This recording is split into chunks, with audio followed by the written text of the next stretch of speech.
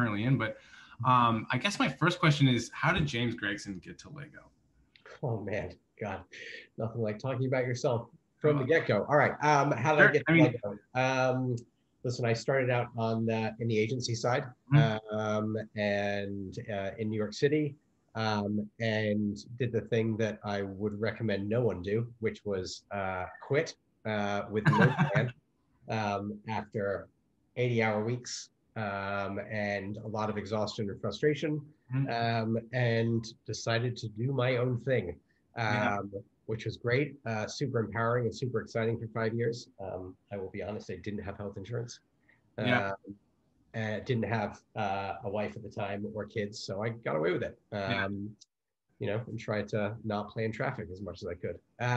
And long story short, I basically got connected, through my network. I sort of built my sort of client base through like direct clients I worked with, as well as small startup agencies and other agencies, either as a consultant and sort of white labeling my services, and got connected to Lego's PR agency. So worked with Lego through them for a couple of years on some projects, and a role opened up, and my client basically said, "You'd be great for this." And 5 years later, I'm still here, there. right on, right on. Yeah, and I found that to be like your story there pretty interesting too, just because you are in such an interesting brand house too. I mean, it really does require you to be quite a builder in your own right. And I'm just wondering, I mean, just in shaping yourself to get to this spot, I mean, did you find it to be, in a house like Lego, to be like a welcomed home based on like your creative feed and how you wanted to really sort of roll up your sleeves and build creative content? Oh man, that's a good question. Listen, I'll say there is no experience quite like having your own business to then working as one of 18,000 people. Yeah, for sure. So there's definitely, I would be dishonest. I didn't say there's definitely some growing pains, Yeah, and some understandings about how a massive organization like Lego works. yeah, And that it's very much about bringing people along in a journey, and building advocacy across that process, rather than coming up with an idea and making it happen by yourself. yeah. That doesn't happen. Well, and I think, I mean, for the overarching like theme of today too, I mean, as we get into this, I think there's a lot that has to do with like not only the company Lego, but also the brand Lego that kind of gets there, right? And I think what I found interesting in talking to you and my experience with Lego too is that the brand DNA really does come across in the communication, like be it through a lot of the sub-licensing things you do, the studio partnerships you have, the social content, and the community that you're actually responsible for at the end of the day. And it feels as though that DNA has to really kind of shine through in everything that you're creating on a daily basis. Yeah, I mean, that's definitely true. yeah, and I guess just to sort of like give it a little bit of structure, I think these days everyone is sort of comparing this year to last year, and I would have to imagine that with an organization like Lego and a guy in your shoes with as many disciplines that there are at Lego, with as many themes that there are as Lego, with as many audiences, I mean, you name it. It's been a big year, and I mean, what was 2020 for you? And I guess tell me a little bit more about how that feels compared to right now. It doesn't feel so different. It feels maybe a little too the same. Mhm. I Yeah, think, okay. It's probably the surroundings, right? It's the same football. yeah, I think as I joke, my Halloween costume this year is going to be this background, like printed out, Yeah, tied to my shoulders, because living in my house with three young kids, I just don't leave this space very meta. while I working. love Otherwise, there's no coming back. Anyways, to answer your question, I think, um, you know, speaking as humbly as possible, Lego had its most successful year in its history, it. Yeah. which is bonkers and somewhat uncomfortable given the context of what last year was Mhm. for a lot of people, a lot of brands, and a lot of businesses, big and small. Yeah. But you liken it to, I think that the statistic I read the other day was the largest puzzle manufacturer was up 400% last year. I think if you drill down to it, it makes a lot of sense, right? The emphasis on family time, whether we like it or not, has increased massively. And, the emphasis on activities, maybe not at the beginning of COVID that aren't digital first, is obviously increasing, right? So that, I'm sure book reading, book buying, all those sort of things, Lego building. Nothing like a good pandemic to make some idle hands, right? Yeah, I mean, exactly. So, it's great. It's super exciting. We probably had a little bit of a different type of challenge, honestly, than many other businesses. Much more on a supply chain side in terms of how can we stock the shelves quick enough, right? Especially as factories close down across the globe. But yeah, still, an exciting and sort of challenging time, just in a sort of different way. Yeah, well, for sure. And I mean, I think, that's like that's a good problem to have, but I think it also created a lot of opportunity for you, especially like with how you can communicate with your fans and how you sell the product. I got to ask, when you're entering into 2020 and looking at all this activity, how do you transition a brand like Lego from a 2019 year to a 2020 year where everything's going to be socially focused, where everything is about digital content, and sales are up, content's up. What does that feel like, and how does that change your responsibilities? Yeah, well, there's nothing like a global pandemic to galvanize a massive organization, right? And I say that with honesty, in the fact that as stay-at-home orders rolled out across the globe, right? Our access, like everyone else's access to production facilities and external partners and media marketing opportunities diminished for good reason. But at the same time, I think given our sort of unique proposition of a product that satisfies idle hands, as you said, we kind of felt like we had a responsibility as a brand to support families, adults, kids that are all stuck at home, desperate for things to do. So if you really want to say, we have the ideal product for a pandemic, and that was sort of, we really leaned into that with a campaign that we launched called Let's Build Together. As I said, once we sort of pulled all of our media dollars for good reason, and you'll have to apologize, it is a torrential thunderstorm right now. Yeah. So here. Same. Yeah. Good times. So yeah, we basically leaned into our own ecosystem as our media opportunities diminished, and basically reacted to a marketing brief in about 48 hours, repurposing a series of pre-existing content that was focused on giving people stuff to do, right? Building tips. What I'm hearing is, go ahead. And what I'm hearing is that you have Lego, which is a global organization, which is a national organization with many facets underneath that you effectively galvanize an entire org structure underneath Let's Build Together, which, I mean, by luck, by chance, by whatever measure, almost made you guys refocus and really sort of understand your inherent brand qualities more so than all the themes that you have to continually play to. Absolutely. Yeah. Everything you said there is dead on, right? I think, there's nothing like seeing the power of a large organization when they stop doing so many things and focus on one thing. Right.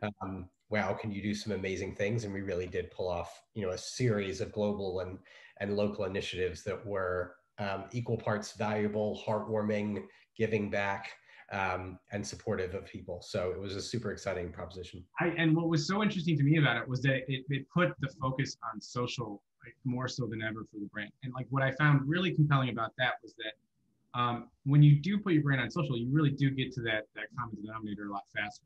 There's all that different stuff that's out there, but you get back to the core really quickly. And for a brand like Logo that's got their hands in every medium out there that you could possibly have, to center it around social for the first time ever, or in such an important time, must have been huge. And I just have to wonder, how has that changed the lens on how you're going to treat social going forward? Yeah, I mean, I think, listen, it's still a big organization, right? And it still takes a lot of galvanization and advocacy across that journey and that opportunity that gets identified. So I think, it very quickly communicated the power of digital distribution, right? Sort of in digital owned ecosystems, right? Because the distribution is free to some extent. The community is there and they're of a high affinity. Yeah. So there's a lot of, easy boxes that get checked for people that may not be so close to that sort of that digital ecosystem, that digital world. Right. So it's just about leaning into what the elements of success were to a campaign like Let's Build Together, and seeing how we can bring that to life in other campaigns, right? And I think we did that over our holiday campaign, where we created another social only campaign that quickly evolved into, like, I think it was supposed to be in the US only, and it evolved into 13 markets, running as a holiday TV commercial in the UK. And this was just very much about creating a day around the holidays that was all around building, unboxing day. Right. Right. And that was synthesized and conceptualized, obviously, by a lot of data and insight, but probably wouldn't have been possible without something like Let's Build Together. I'm very fascinated by the data and insight portion of that answer. Can you tell me a little bit more about what you guys use for to feel the market and to get responses and feedback? Yeah, I mean, I think for a large brand like us, where our audiences are widespread, both demographics and psychographics, it's very easy to go by gut and go by product need, right? We've got this much product left on shelf. We need to sell X, Y, and Z. Right. Let's go for the product campaign or marketing campaign to sell that product. But as sales were through the roof through last year into the holiday period, we basically identified the opportunity where we wanted to make sure that we were truly engaging those new fans, those new people, that consumers that we had brought into our into our brand this year, and gave them, try to re-engage them with an opportunity to build. Right. So Lego Build Day on December 26th was launched, and it was just all about celebrating and trying to create a cultural moment around a given day, driven by a brand, and seeing, if this could be our sort of May the 4th Right. thing. So it was a super fun exercise. No, I love it. And when you're doing that sort of social planning, you're feeling out what you want to do in terms of rolling out a campaign or a big initiative. How do you look at that mix? And when you're looking at your own content and influencer content, what are you doing there to push forward that message and create that audience connection? And more specifically, yeah, go ahead. Yeah, I mean, we look at, we do look at it from an ecosystem standpoint, right? So across our own ecosystem, right? Whether that's our apps, whether that's social channels, our website. We're also looking at it from an earned ecosystem, a shared ecosystem, Right. a paid ecosystem, right? So everything from influencers to, potential product partners, Right. like IKEA or an Adidas, and how we can get them involved. All those sort of components. There's a lot of consideration that goes into what first was an organic only social opportunity in Lego Build Day, Right. that then builds momentum as we sort of internalize it and socialize it across the organization, get more budget, get people more excited about it, and start pulling in as many levers as we can. Got it. All right, so let me just tick through a couple other fun ones here.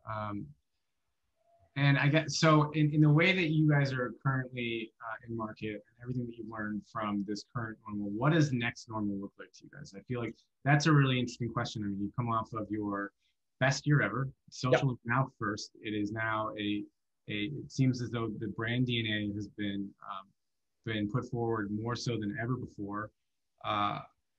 Is there fear that you will go back into deeper, more thematic, more specific audiences, or do you think that the current sort of approach to Lego will be as pure as it is now?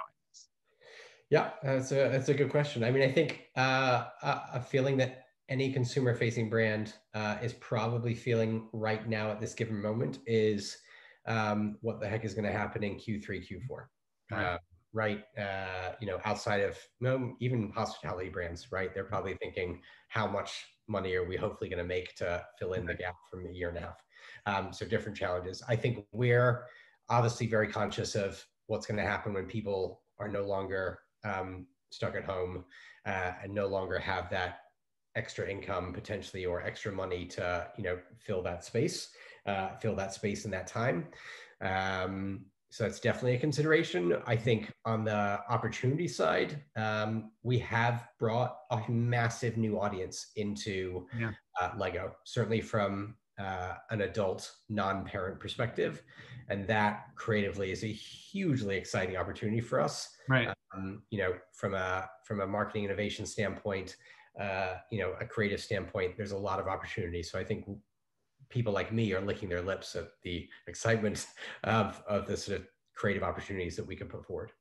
As am I. I mean, and especially in my shoes, being a very forward influencer marketer at heart, I think that that's really truly an opportunity for the brand to kind of take it forward. I know, like, historically, it hasn't been the main focus for Lego, but can you give us a bit of a context on your arc with influencers and how you hope to leverage them as you continue to evolve the strategy? Certainly, yeah. So, influencers are a critical part of our overall marketing strategy. It's not my remit per se to oversee, the influencer component. That definitely sits within our marketing team, who have the media dollars, and have that sort of oversight. But we definitely work with our marketing partners, and the influencers from a creative output standpoint. So I think they've got a valuable place to play, right? We're using them significantly in, new play propositions, right? So new sort of play experiences that, influencers can typically do a better job of explaining than brands can, even brands like Lego. Right. So we're definitely leaning on them for that. And I think, if done correctly and if, done in, the correct way, you're leveraging that audience that may not have a close tie to Lego, right? That's a critical component that I think that we lean on. Yeah, and it's interesting too, because the way that Lego's universe is sort of created, I mean, it's almost like when a celebrity visits Sesame Street. Like, it just seems as though that's almost the safest way for Lego to really bring somebody in. And it seems like, with all that, but your IP, which is massive, with all the YouTube channels, with all the social content that you've got going on, there could be an opportunity to really kind of co-create within the walls of the Lego operating system. And that to me was like a massive play. I mean, like, I've done a few Lego influencer campaigns a couple of years back, where part of this is, gosh, it must have been 2016. Back then, the challenge was trying to get Lego IP out into social versus bringing influencers into Lego IP, which made all the world of difference in getting something off the ground. Yeah. And that to me, I mean, like, in terms of red tape and like what you have to work through to really get your dream done, it's not the easiest thing in the world to change or innovate in Lego. And it just seems as though you're on this new sort of trend where you've got some momentum there. Do you see that I guess my bigger question is, within that universe, like, how flexible is it, and what can you, what's a comfortable sort of way at creating content with outside sort of partners, like, be it either a studio or be it an influencer? I mean, I think you've got to imagine in most cases, certainly in the influencer case, right? We brand are working with influencer X because the influencer is bringing a lot of value, you hope, beyond just their audience. Right. Right now, obviously the audience is the primary thing that any brand wants. But, I think for us, we're looking at it as what can the influencer do creatively and conceptually that we might not be able to do. Right. Still following brand guidelines and still doing those things, but just in a way that, maybe Lego can't do, right? I talk about this from a user-generated content standpoint. Our fans honestly sometimes create better content than we do. So why not celebrate it? Right? One, it's free. Two, it's a win for the fan because they're being celebrated and acknowledged, and we're tagging them, and they're getting eyeballs and views and hopefully followers. And yeah, it's a win for us because it's great content. Right. So I think where you start getting a challenge dynamic is where you start, as you said, trying to bring the influencer into a brand's owned ecosystem. And then it starts feeling a little disingenuous and a little challenged. I think that's where, we're cautious about, how we reshare or republish influencer content, because that shouldn't have been the original strategy Right. to work with that influencer. So I guess, and then that probably brings up a challenge. So what is, it's there, there's always a little bit of feedback. No matter what you create, the community is going to pick up on it and either recreate, or do their sort of take on it. Do you feel that feedback from day to day? Like, is that something that you're constantly attuned to? The community feedback, the influencer feedback, especially like the AFOL community that's got such a vocal opinion. Oh yeah, there's an entire, the AFOL community, our fan community, they are, and we love our fans, but they are a vocal community, right, for good reason. It's all constructive. It's Lego, right? Like yeah. Yeah. I think, listen, that for a brand like us, and you've alluded to it correctly, right? Doesn't matter what our role is. We are all brand stewards, right? And that is why the brand is what the brand is and has been for so long. And listen, creatively, that certainly creates some challenges, because sometimes we can't take it to places that we want to take it. Yeah. As I said, we've got to remember that, there's hundreds of years worth of very smart people that worked very hard to get the brand to where it is. And it doesn't take more than one misstep to take that brand down a peg or few. Right, which makes handing over that brand to an influencer, I think, a cautious sort of exercise, and which makes me wonder, what are the do's and don'ts of working with an outside partner? And I'm going to start with my first don't. If they say Legos, are they out? They're not out. You're definitely going to get a bit of a reaction. Yeah, that's always a fun one. You can tell who's new at the company or who is an external partner in a meeting. And we used to have face-to-face meetings because there is no plural. Well, there is a plural, but it's not an S. I have Lego. I have many Lego. Lego bricks. I do not have many Legos. I have many Lego. Correct. Yeah, so you have many Lego bricks, many Lego sets. Yep. Yeah. There you go. It's a fun trivia one. Yeah, well, there's plenty of good trivia out there for the Lego stuff. I was definitely doing a little homework on that. I do think it's very interesting too that the do side of that equation, like when you're trying to coach somebody, it's inherently already on brand because you're co-creating with somebody, and there is a participation there that is just absolutely something that's at the heart of Lego's DNA. Do you think, and does that sort of like brick DNA like kind of come through when you're briefing in a partner, or when you're taking a brief from another studio or something like that? Like, yeah, how do you train? Yeah, no, it's good. We work with the principle of, being part of the internal creative agency, right? We have what sort of we've call our lead agency model, right? Where, we try to be that connective glue across all of the partners, right? Whether that be PR, whether that be a production studio, whether that be an event team, our media agency, and our marketing partners. We're trying to, be that steering committee that is connecting all those dots, which is, a challenging component. But I think it's a super critical role for us to play when, you've got, brand retail stores trying to do something. You've got third-party retailers trying to activate something. You've got, partnerships, they're, external partnerships at play, media partnerships at play, media plans at play. There's a lot of various levers to pull. So, I think we try to play that conductor, if you will. So, and then I guess there's two forms of brand safety. There's Legos, and then there's like the wider world of social and brand safety that you have to adhere to there. Can you talk to us a little bit about what you guys look for in brand safe environments and in brand safe content? Yes. Maybe not the specifics outside of, if we're working with influencers or, looking at media partnerships, obviously brand safety is hugely important to us. And all the various checks and balances are done, for what is deemed a very safe, kid-friendly brand, right? So I would think, what brand X tends to do from a brand safety and compliance standpoint, multiply that by 3, 5, maybe 10, and then you'll have an accurate read on how cautious we are.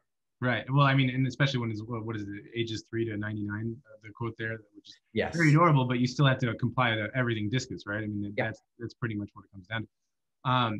Yeah, and it also, I mean, that's gotta give you a lot to worry about when it's creating communities, either be it for parent-focused communities or kid-focused communities.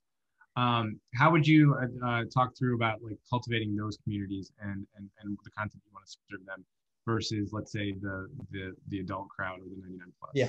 Yeah. I mean, I think, listen, I'll leave the adult community stuff because I think, that's fairly obvious, right? And just building social. They've got their own communities. They've got their own convention centers. They've got their own master builders. I get it. Yeah. Yeah. We do have a fairly expansive,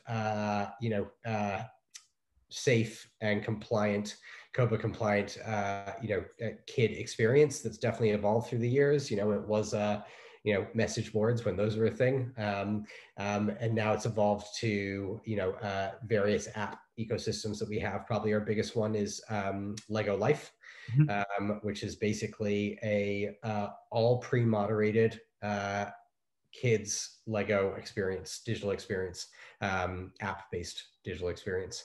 And it's everything you would expect, right? Dare I say, it's a Lego Facebook for kids. Right. Okay. Interesting. So and within that, you'll have your own influencer culture, and within that, it's already in full-fledged existence. Yes. Let me know if you need some API help there. We could totally dig in and give you all the data and insights to really show you who's making all the moves for you. Yeah, it's cool. Yeah. Awesome.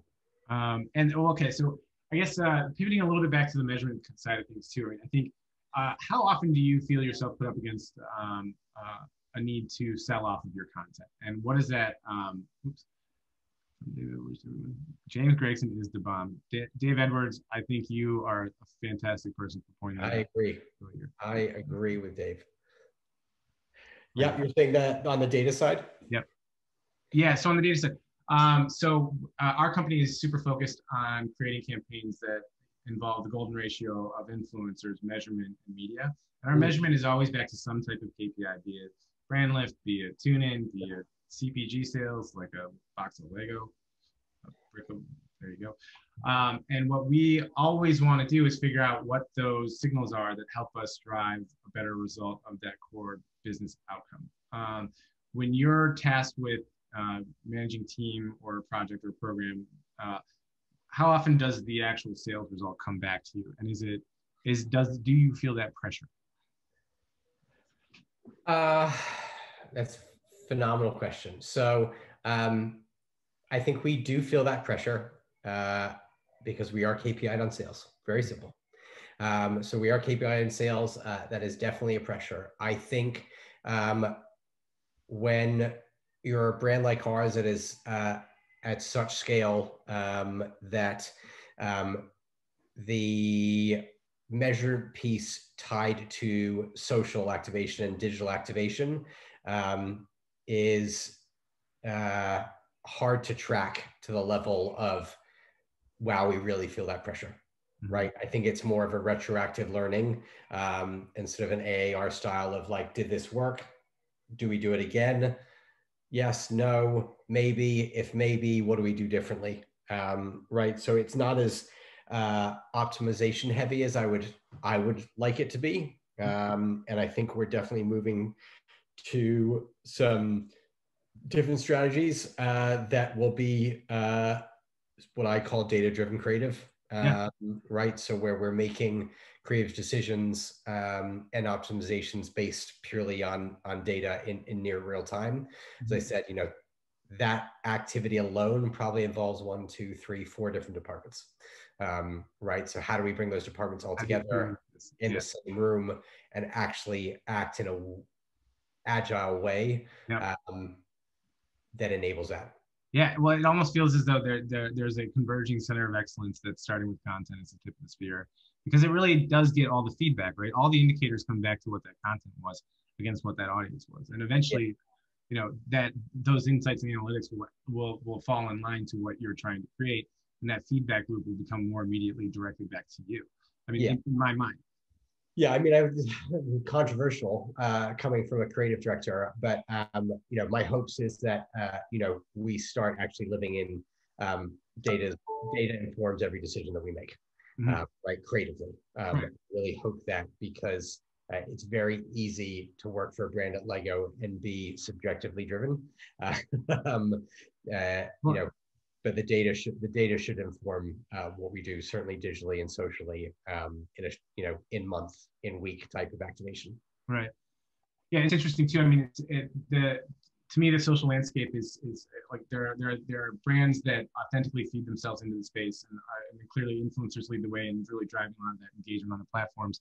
And it just feels to me as though the more you're able to follow your gut with data, the more likely you are able to create the content that you actually envisioned you wanted to create. Like it just makes you a little bit more confident that you're actually going to give somebody what they're expecting to or hoping to receive, as opposed to getting something that's going to give them a bounce and make them feel as though that platform is disrupting their sort of social immersion, if you will, like or that escapism that these platforms provide. Yeah, I mean, I think my one-liner, maybe it's not a one-liner, I'm being way too concise, but my point of view on performance data as it pertains to content is you've just got to be laser focused, right? In that, what that metric is, right? It shouldn't be, you should really have one metric that you're looking as a qualifier of good versus bad, and that should be benchmarked against something of equal value from a strategy standpoint, right? A conversion asset that drives to shop.lego.com should not have the same KPI as engagement asset. It sounds really basic, but when we work with our media agencies, it tends to get way too granular, and there's 10 different partners, too many platforms, and then you're like, wait, but this one only does that KPI, this one only has that audience. Well, I guess that brings me to another question for you too. It's how do you treat the platforms? I mean, how do you use what they're good for to bring out the best of Legos? So for instance, you and I were having a pretty interesting riff on this yesterday, where it's Instagram to me is really this very beautiful catalog that's got some great movies on it. It's always feeding back to me what I've been putting into it. Whereas TikTok takes me on these crazy journeys that I never expected myself to get into, and has revealed a new side of my psyche that I didn't know that I even had. Yeah. And I would imagine the same thing would happen to Lego. Yeah, I think that's probably pretty fair. I mean, we work really closely with our media partners in terms of, devising what that audience strategy looks like, right, across social channels, the Facebooks, Pinterests, et cetera, of this world. And I think there's maybe some future evolution that I think we're all hoping for, right, in those major platforms, and the, dare I say, perceived value that they have, or monopoly. So I think we'll definitely look at, I wouldn't be surprised at what that looks, that it looks very different, even as early as next year, right? And how we lean into those, I would say, established social platforms. Still have a place to play, but I think, there's definitely opportunity, innovation wise, to look at sort of other distribution methods, other platforms, owned ecosystems, et cetera, to try and fill that gap. Right. And I guess, off of that too, there's, when would be the best time for Lego to say it? When would be the best time for an influencer to say it? As broadly as I can put it. Say that one again. When would it be the best time for Lego to say the message versus when would it be the best time for an influencer to say the message? That's a good question. I think, as I said, I think For us, influencer marketing is most effective when we're leaning on the influencer to create an experience that engages that audience. Right? The moment we use an influencer in that inauthentic way, I don't think you're going to have a successful result. So I would say, you know, we definitely want the influencer to obviously have a much stronger engagement message, you know, and a participation message than maybe Lego had, which Lego would have, which is probably a little bit further down the funnel, and a little bit more conversion focused. Chris, we're talking here. Sorry to bug you. Proceed. You got a fun role. You just get to, you know, come in and steal the mic. Well, at least finish, please. I feel bad enough now. I mean, that was my big last question too. You know, I know as I've worked with Lego through the influencer lens, and I've worked with them through a social lens, and it's been interesting to see the evolution. And I really do think that it's been a monumental year for the brand, that you've been at the helm of some of the greatest change I've personally seen in that brand in the past 5 years. And that has been remarkable to see. And I'm very, very much looking forward to seeing what 2021 and 2022 look like. It's going to be a ride, and it has been a ride, but thanks so much. It is a wonderful brand. Yeah. All right. One exit question. Did you build these things behind you yourself? I did, pre-kids, I will say. I did build all of them pre-kids, mostly. Yeah. Yeah. Oh my God, you're like father of the year. This is amazing. I can't believe they're still intact is my thing. Well, that's why they're in there. Father of the year is that, well, that one. The castle there? Yeah. Yeah. That is something else. Wow, their know-how on Legos better be like next level, huh? Yes, correct. You expect nothing less. They're a little young now, but eventually I will be seen as hopefully the coolest dad ever for that very short window. Oh my gosh, I love it. Well, thank you so much, James. Lots of wisdom here today. We don't get too many creative directors on, so it was great to hear your perspective on things. Andrew, dutiful job on your first go round. We're going to bring you back. You have the gift of gab, as I told you the other day, and it leans very well towards this. So. All the pressure